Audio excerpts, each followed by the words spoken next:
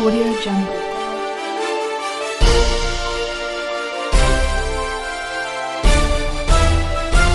Audio Jungle.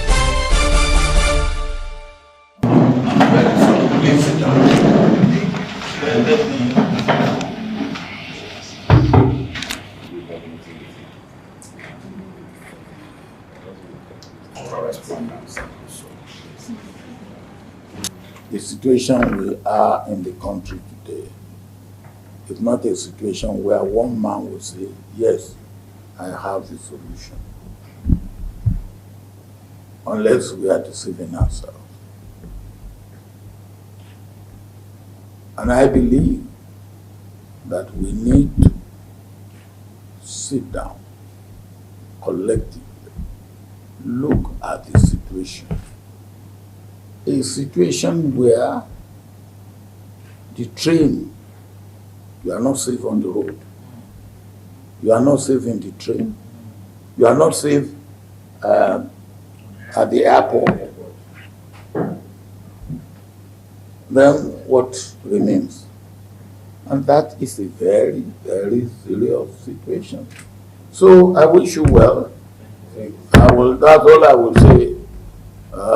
I believe that all right-thinking Nigerians must know that we have a situation that has overwhelmed the present administration. But we should not allow that situation to overwhelm Nigeria. Yes, if you look at the Nigerian today and Nigeria in the past, in 1960, 1980, 1970, Nigeria was in a good state. It was led by the youth. And some of those youth are the people that we're calling the older generation today.